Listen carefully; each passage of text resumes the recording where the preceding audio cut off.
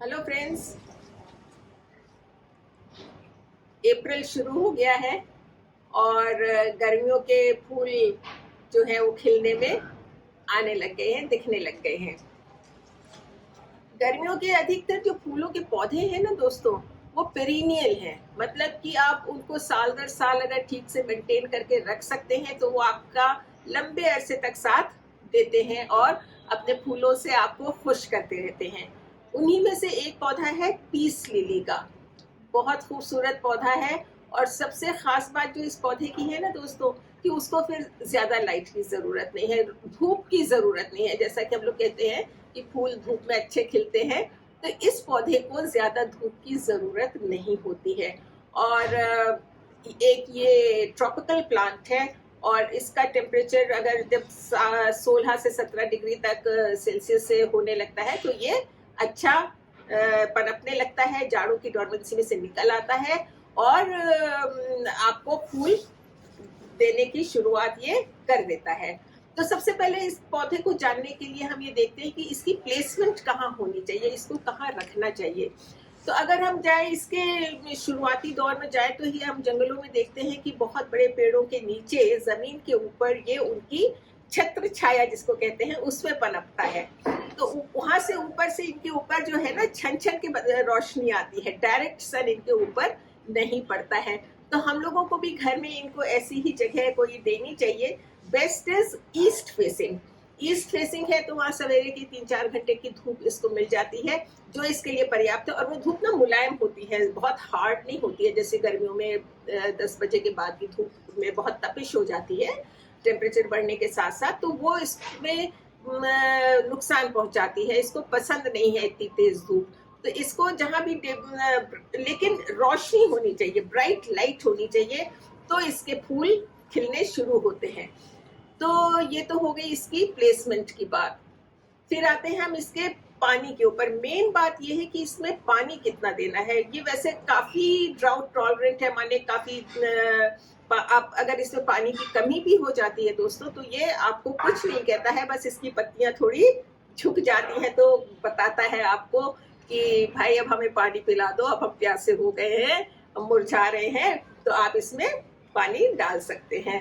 और दूसरा, आप नहीं तो ऐसा कर सकते हैं कि आप 1 इंच तक की सॉइल चेक कर लीजिए कि सूखी है, तो फिर आप उसमें पानी डाल दीजिए।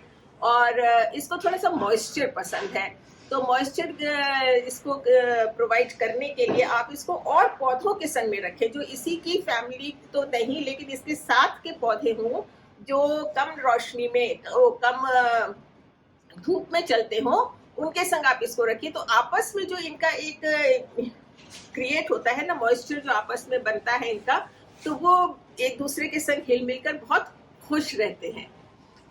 अगर ऐसा नहीं आप कर पा रहे हैं तो गर्मी में इसको मॉइस्चर प्रोवाइड करने के लिए आप एक काम कर सकते हैं कि आप एक ट्रे ले लीजिए, ट्रे में थोड़े से पेबल्स डाल लीजिए, पेबल्स डाल के उस ट्रे में पानी भर लीजिए और उसके ऊपर अपना ये गमला रख दीजिए। रखिए ऐसे कि इसकी जो जड़ें हैं या जो सुराख है वो पानी के अंदर एम्बेब्ड ना हो, पानी के अंदर ना जाए, इसकी जड़ों में पानी निरंतर लगता ना रहे, नहीं तो ये आपका पौधा बहुत जल्दी रॉट कर जाएगा।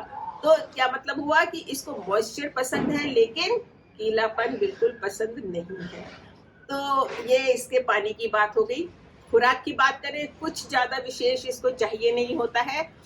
साल में आप 2-3 बार इसमें कोई भी जनरल जो है मैन्योर डाल सकते हैं, फर्टिलाइजर डाल सकते हैं। जैसे कि जाड़े जब शुरू होने लगते हैं तो एक थोड़ी सी फर्टिलाइजर इसमें डाल दे, जैसे कि कोई भी कंपोस्ट डाल दे या बोन मील डाल दे, नीम खली डाल दे, जिससे कि जाड़ों की गर्माई इसको जाड़ों में इसको गर्माई मिलती रहे।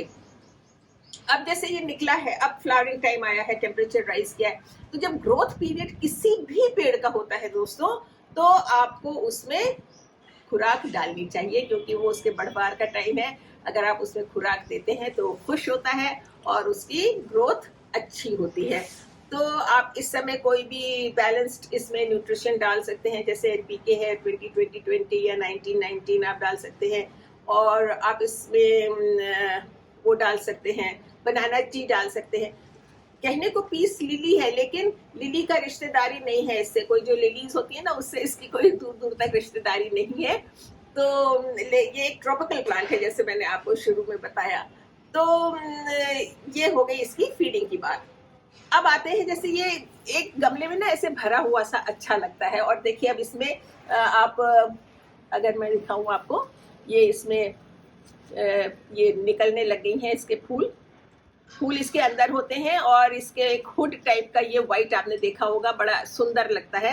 और इधर अंदर भी और कलियां इसमें आने लग गई हैं, और फूल उसके हुड के अंदर नीचे होता है। तो इसीलिए इसका नाम पीस लिली रखा भी गया है, क्योंकि वो जो हुड टाइप का इसका होता है ना, वो ऐसे लगता है कि शांति का वो झंडा फहरा रहे हैं सफेद। तो इस वजह से इसका नाम एक कॉमन नेम हो गया है पीस लिली। तो ये जो है ना पॉट बाउंड होना पसंद करता है।